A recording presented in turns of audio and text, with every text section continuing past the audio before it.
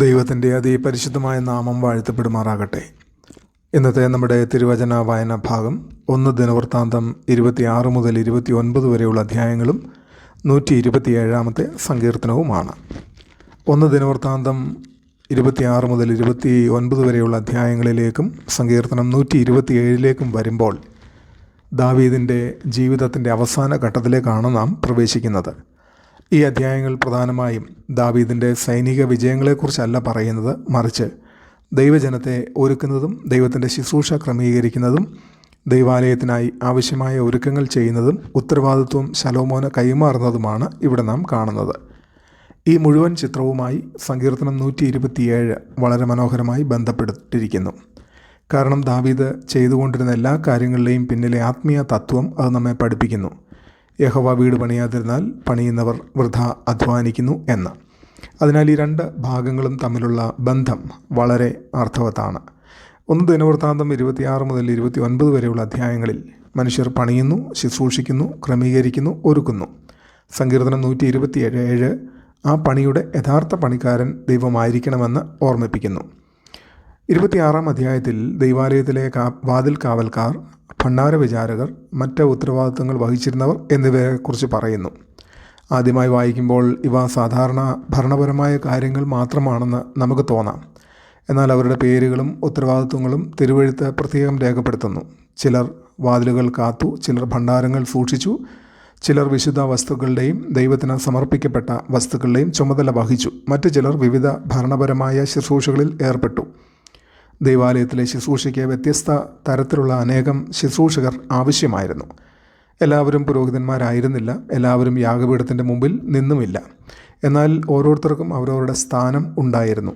ഒരു വാതിൽ കാവൽക്കാരൻ്റെ ശുശ്രൂഷ ഒരു പുരോഹിതൻ്റെ ശുശ്രൂഷയേക്കാൾ ചെറുതായി തോന്നിയേക്കാം, എന്നാൽ അവൻ്റെ ശുശ്രൂഷയും ദൈവത്തിനുള്ള ശുശ്രൂഷ തന്നെ ആയിരുന്നു. ഇത് ക്രിസ്തുവിൻ്റെ ശരീരത്തെക്കുറിച്ച് വളരെ പ്രധാനപ്പെട്ട ഒരു സത്യം നമ്മെ പഠിപ്പിക്കുന്നു. ശുശ്രൂഷകൾ വ്യത്യസ്തമാണ്, എന്നാൽ കർത്താവ് ഒരുവനാണ്. ചിലർ പ്രസംഗിക്കുന്നു, ചിലർ പഠിപ്പിക്കുന്നു, ചിലർ പാടുന്നു, ചിലർ പ്രാർത്ഥിക്കുന്നു, ചിലർ കൊടുക്കുന്നു, ചിലർ രോഗികളെ സന്ദർശിക്കുന്നു, ചിലർ കുട്ടികളെ പരിപാലിക്കുന്നു, ചിലർ സഭയുടെ കെട്ടിടവും മറ്റ് സൗകര്യങ്ങളും പരിപാലിക്കുന്നു, ചിലർ സാമ്പത്തിക കാര്യങ്ങൾ കൈകാര്യം ചെയ്യുന്നു, ചിലർ ആരും അറിയാതെ പിന്നണിയിൽ പ്രവർത്തിക്കുന്നു. സ്വർഗം ശുശ്രൂഷയുടെ പ്രാധാന്യം മനുഷ്യർ അളക്കുന്ന രീതിയിൽ അളക്കുന്നില്ല. മറിഞ്ഞിരിക്കുന്ന ഒരു ശുശ്രൂഷയും വിശുദ്ധമായ ശുശ്രൂഷയായിരിക്കാം. ഒരുപക്ഷെ ഒരാൾക്കും വേദിയിൽ നിൽക്കാൻ അവസരം ലഭിക്കാതിരിക്കാം, എന്നാൽ അയാൾ കർത്താവിന് വേണ്ടി വിശ്വസ്തയോടെ സേവിക്കുന്നുവെങ്കിൽ ദൈവം അത് കാണുന്നു. എൻ്റെ ശുശ്രൂഷ ചെറുതാണ്, അതുകൊണ്ട് അതിന് പ്രാധാന്യമില്ല എന്ന് നാം ഒരിക്കലും പറയരുത്. ചോദ്യം എൻ്റെ ശുശ്രൂഷ എത്രത്തോളം ദൃശ്യമാണ് എന്നുള്ളതായിരിക്കുവാൻ പാടില്ല, മറിച്ച് ദൈവം എന്നെ ഏൽപ്പിച്ചിരിക്കുന്ന കാര്യത്തിൽ ഞാൻ വിശ്വസ്തനാണോ എന്നായിരിക്കണം. വാതിൽ കാവൽക്കാർ പുരോഹിതന്മാരോട് മത്സരിച്ചില്ല. അവർ തങ്ങൾക്ക് ഏൽപ്പിച്ച ദൗത്യം വിശ്വസ്തയോടെ നിർവഹിച്ചു. ഓരോ വിശ്വാസിയും ദൈവത്തിൻ്റെ വേലയിൽ എനിക്കും ഒരു സ്ഥാനമുണ്ട് എന്ന് മനസ്സിലാക്കുമ്പോഴാണ് സഭ ശക്തമാകുന്നത്.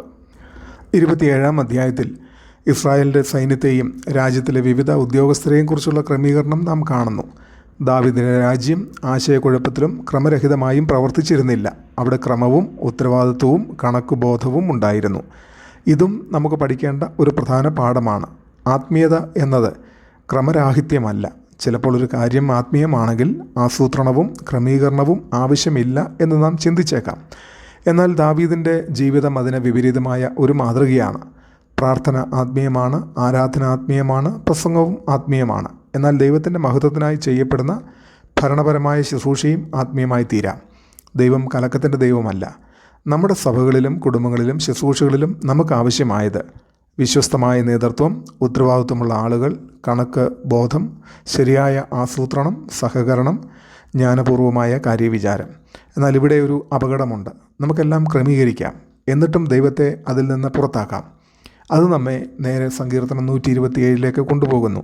ക്രമീകരണം ആവശ്യമാണ്, എന്നാൽ ക്രമീകരണം മാത്രം ദൈവാനുഗ്രഹം ഉളവാക്കുകയില്ല. 1 ദിനവൃത്താന്തം 28 അടുത്ത തലമുറയെ ഒരുക്കുന്നതിനെക്കുറിച്ച് നമ്മളെ പഠിപ്പിക്കുകയാണ്. ഇപ്പോൾ ദാവീദിൻ്റെ ജീവിതത്തിലെ ഏറ്റവും മനോഹരമായ നിമിഷങ്ങളിൽ ഒന്നിലേക്ക് നാം വരികയാണ്. ദാവീദ് നേതാക്കളെ വിളിച്ചുകൂട്ടി ശലോമോനോട് സംസാരിക്കുന്നു. ദൈവാലയം പണിയണമെന്ന് ദാവീദിൻ്റെ വലിയ ആഗ്രഹമായിരുന്നു. എന്നാൽ ദൈവം അത് ചെയ്യാൻ ദാവീദിനെ അനുവദിച്ചില്ല. ദൈവാലയം പണിയേണ്ടത് ശലോമോനായിരുന്നു. ദാവീദിന് നിരാശ മാത്രമായിരുന്നു അതിൽ ബാക്കിയുണ്ടായിരുന്നത്. അദ്ദേഹത്തിന് ഇങ്ങനെ പറയാമായിരുന്നു, എനിക്ക് അത് പണിയാൻ കഴിയില്ലെങ്കിൽ പിന്നെ ഞാൻ അതിനെക്കുറിച്ച് എന്തിനു ചിന്തിക്കണം. എന്നാൽ ദാവീദ് അതിലും മഹത്തായ ഒരു കാര്യം ചെയ്തു. തനിക്ക് പൂർത്തിയാക്കാൻ കഴിയാത്തത് പൂർത്തിയാക്കാൻ മറ്റൊരാളെ ഒരുക്കി. ഇതാണ് ഈ അധ്യായത്തിലെ ഏറ്റവും ആഴമുള്ള പാഠം. ദൈവത്തിൻ്റെ വേല ഒരു വ്യക്തിയുടെ ജീവിതകാലത്തേക്കാൾ വലുതാണ്. ദാവീദ് ഒരുക്കിയത് പദ്ധതികൾ, സാമഗ്രികൾ, നേതൃത്വം, നിർദ്ദേശങ്ങൾ, പ്രോത്സാഹനം, ആത്മീയ മാർഗനിർദ്ദേശം. അതിനുശേഷമാണ് അദ്ദേഹം ശലോമോനോട് പറയുന്നത്, ബലപ്പെട്ട് ധൈര്യപ്പെട്ടത് ചെയ്യുക. ദാവീദ് ശലോമോനെ ഒരു രാജാവാകാൻ മാത്രമല്ല ഒരുക്കിയത്, ദൈവത്തിൻ്റെ ഉദ്ദേശം നിറവേറ്റുന്ന ഒരു ദാസനാകാനാണ് അവൻ ശലോമോനെ ഒരുക്കിയത്. ദൈവത്തിൻ്റെ പക്വതയുള്ളതായ ഒരു ദാസൻ ഇങ്ങനെ ചോദിക്കുകയില്ല, ഞാൻ പോയതിനു ശേഷം എൻ്റെ ശുശ്രൂഷയ്ക്ക് എന്ത് സംഭവിക്കും എന്ന്. പകരം അവർ ചോദിക്കേണ്ടുന്നത്, ദൈവത്തിൻ്റെ വേല തുടരാൻ ഞാൻ ആരെയാണ് ഒരുക്കിയിരിക്കുന്നത്. ഇത് സഭാ നേതാക്കന്മാർക്കും മാതാപിതാക്കൾക്കും സൺഡേ സ്കൂൾ അധ്യാപകർക്കും യുവജന നേതാക്കൾക്കും ഓരോ വിശ്വാസിക്കും ബാധകമാണ്. നാം ഒരു കാര്യം പണിയുക മാത്രമല്ല ചെയ്യേണ്ടുന്നത്, നാം ആളുകളെ പണിയണം. ദാവീദിൻ്റെ ഏറ്റവും വലിയ പാരമ്പര്യം അദ്ദേഹം സ്ഥാപിച്ച രാജ്യം മാത്രമായിരുന്നില്ല, അദ്ദേഹം ഒരുക്കിയ അടുത്ത തലമുറയും അദ്ദേഹത്തിൻ്റെ പാരമ്പര്യമായിരുന്നു. 29-ാം അധ്യായം ദാവീദിൻ്റെ ജീവിതത്തിലെ ഏറ്റവും ഹൃദയസ്പർശിയായ അധ്യായങ്ങളിലൊന്നാണ്. ദാവീദ് ദൈവാലയത്തിനായി ഔദാര്യപൂർവ്വം കൊടുക്കുന്നു. അതിനുശേഷം അത്ഭുതകരമായൊരു കാര്യം സംഭവിക്കുന്നു. നേതാക്കളും ഉദ്യോഗസ്ഥരും ജനങ്ങളും മനസ്സോടെ കൊടുക്കുന്നു. ദാവീദ് പറയുന്നു, ഇങ്ങനെ മനസ്സോടെ വഴിപാട് കഴിപ്പാൻ ഞാനും എൻ്റെ ജനവും എന്തുള്ളൂ. ഇതാണ് ബൈബിളിലെ കൊടുക്കലിൻ്റെ ഹൃദയം. ദാവീദ് ഇങ്ങനെ ചിന്തിച്ചില്ല, ഇതെൻ്റെ പണമാണ്.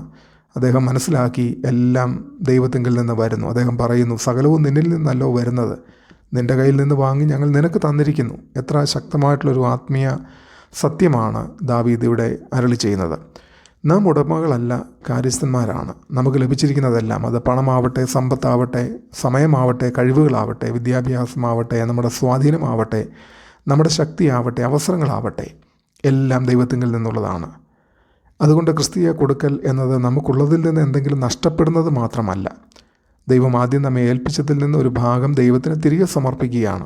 ദാവീദ് മറ്റൊരു മനോഹരമായ വാക്കും പറയുന്നു, എൻ്റെ ദൈവത്തിൻ്റെ ആലയത്തോടുള്ള താല്പര്യം നിമിത്തം എൻ്റെ സർവ്വശക്തിയോടും കൂടെ ഞാൻ അതൊരുക്കിയിരിക്കുന്നു. ദാവീദ് ഹൃദയത്തോടെ കൊടുത്തു, നിർബന്ധം കൊണ്ടല്ല, ആരുടെയെങ്കിലും സമ്മർദ്ദം കൊണ്ടുമല്ല.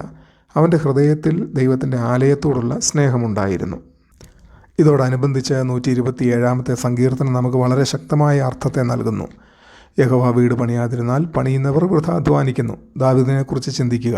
അദ്ദേഹം രാജ്യം ക്രമീകരിച്ചു, സാമഗ്രികൾ ഒരുക്കി, ശുശ്രൂഷകരെ നിയമിച്ചു, ആരാധന ക്രമീകരിച്ചു, ശലോമോനെ ഒരുക്കി, വിഭവങ്ങൾ ശേഖരിച്ചു, പദ്ധതികൾ തയ്യാറാക്കി, ജനത്തെ പ്രോത്സാഹിപ്പിച്ചു.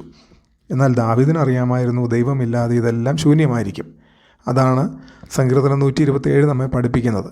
മനുഷ്യൻ്റെ പരിശ്രമം ആവശ്യമാണ്, എന്നാൽ മനുഷ്യൻ്റെ പരിശ്രമം മാത്രം മതിയാകുകയില്ല. നാം അധ്വാനിക്കണം, എന്നാൽ ദൈവത്തോടു കൂടെ അധ്വാനിക്കണം. നാം ആസൂത്രണം ചെയ്യണം, എന്നാൽ ദൈവത്തിൻ്റെ നടത്തിപ്പിന് കീഴിൽ ആസൂത്രണം ചെയ്യണം. നാം പണിയണം, എന്നാൽ പണിക്കാരൻ ദൈവം തന്നെ ആയിരിക്കണം. യഹോവ വീട് പണിയാതിരുന്നാൽ, വീട് എന്ന് കേൾക്കുമ്പോൾ നമുക്ക് ആദ്യം ഓർമ്മ വരുന്നത് ഒരു ഭൗതിക കെട്ടിടമായിരിക്കാം. എന്നാൽ ഈ തത്വം അതിനേക്കാൾ വളരെ ആഴമുള്ളതാണ്. വീട് എന്നത് പ്രതിനിധീകരിക്കാവുന്നത് ഒരു കുടുംബത്തെയാവാം, ഒരു സഭയെയാവാം, ഒരു ശുശ്രൂഷയാവാം, ഒരു തൊഴിൽ ജീവിതത്തെയാവാം, നമ്മുടെ ഭാവിയാകാം, നമ്മുടെ ആത്മീയ ജീവിതമാകാം, ഒരു തലമുറയെപ്പോലും ആകാം. നമുക്ക് മനോഹരമായ വീട് പണിയാം, എന്നാൽ കുടുംബം തകർന്നിരിക്കാം. വിജയകരമായൊരു ശുശ്രൂഷ ചെയ്തെടുക്കാം, എന്നാൽ നമ്മുടെ ആത്മീയ ജീവിതം നഷ്ടപ്പെട്ടിരിക്കാം. നമുക്ക് വലിയൊരു തൊഴിൽ ജീവിതം പണിയാം, എന്നാൽ നമ്മുടെ മക്കളെ നഷ്ടപ്പെട്ടിരിക്കാം. നമുക്ക് വലിയൊരു സംഘടന പണിയാം, എന്നാൽ ദൈവ സാന്നിധ്യം നഷ്ടപ്പെട്ടിരിക്കാം. അതുകൊണ്ട് സങ്കീർത്തനം 127 നമ്മോട് വളരെ ഗൗരവമായ ഒരു ചോദ്യം ചോദിക്കുന്നു. ഞാൻ പണിയാത്ത കാര്യത്തെ യഥാർത്ഥത്തിൽ ആരാണ് പണിയുന്നത്? ഞാൻ ദൈവത്തിൻ്റെ ഹിതപ്രകാരം പണിയുകയാണോ, അല്ലെങ്കിൽ ഞാൻ ഇതിനകം തീരുമാനിച്ച കാര്യം അനുഗ്രഹിക്കണമെന്ന് മാത്രമാണോ ദൈവത്തോട് ആവശ്യപ്പെടുന്നത്? ഇവ രണ്ടും തമ്മിൽ വലിയ വ്യത്യാസമുണ്ടെന്ന് നാം മനസ്സിലാക്കുക. ഇവിടെ ഒരു ആത്മീയ പുരോഗതി ഈ അധ്യായങ്ങളിൽ നമുക്ക് കാണുവാൻ കഴിയും. 26-ാം അധ്യായം ഓരോരുത്തർക്കും ഒരു സ്ഥാനമുണ്ടെന്നും 27-ാമത്തെ അധ്യായത്തിൽ എല്ലാത്തിനും ഒരു ക്രമീകരണം ആവശ്യമാണെന്നും 28-ൽ അടുത്ത തലമുറയെ നാം ഒരുക്കണമെന്നും 29-ൽ എല്ലാം ദൈവത്തിൻ്റേതാണെന്നും 127-ൽ ദൈവം എല്ലാത്തിൻ്റെയും കേന്ദ്രത്തിൽ ഉണ്ടായിരിക്കണം എന്നും നമ്മെ ഓർമ്മിപ്പിക്കുകയാണ്. അതുകൊണ്ട് വിശ്വസ്തയോടെ ശുശ്രൂഷിക്കുക, ജ്ഞാനത്തോടെ ആസൂത്രണം ചെയ്യുക, അടുത്ത തലമുറയെ ഒരുക്കുക, ഔദാര്യപൂർവ്വം കൊടുക്കുക, എന്നാൽ പൂർണ്ണമായി ദൈവത്തിൽ ആശ്രയിക്കുകയും ചെയ്യുക.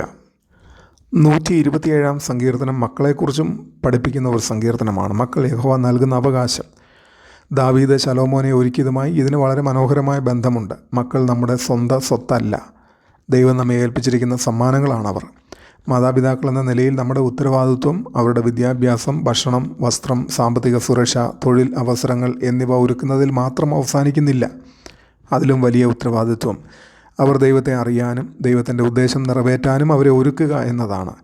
ദാവീദിന് ദൈവാലയം സ്വയം പണിയാൻ കഴിഞ്ഞില്ല, എന്നാൽ ശലോമോനെ അതിനുവേണ്ടി ഒരുക്കുവാൻ അദ്ദേഹത്തിന് കഴിഞ്ഞു.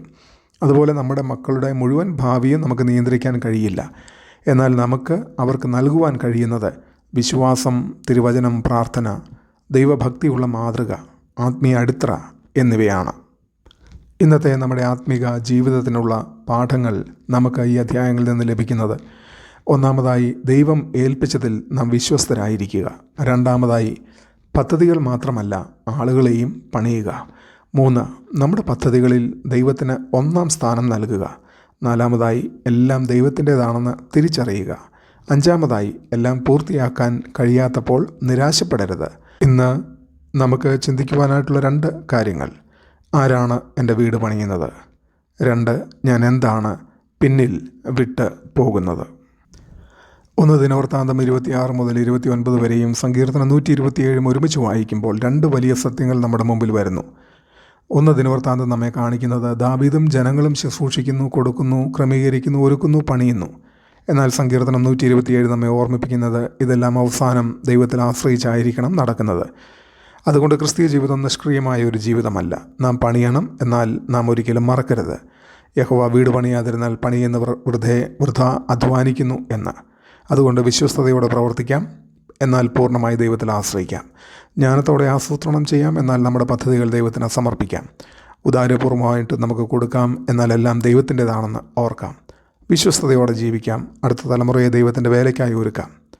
നമ്മുടെ പ്രാർത്ഥന ഇപ്രകാരമായിരിക്കട്ടെ: കർത്താവേ, എൻ്റെ ജീവിതം പണിയണമേ, എൻ്റെ കുടുംബത്തെ പണിയണമേ, നിൻ്റെ സഭയെ പണിയണമേ, അടുത്ത തലമുറയെ പണിയണമേ. ഞാൻ പണിയുന്ന എല്ലാം നീ അനുഗ്രഹിക്കാനും നിൻ്റെ മഹത്വത്തിനായി ഉപയോഗിക്കാനും കഴിയുന്ന ഒന്നായിരിക്കണമേ എന്ന്. ദൈവം നമ്മെ എല്ലാവരെയും അനുഗ്രഹിക്കട്ടെ. ആമേൻ.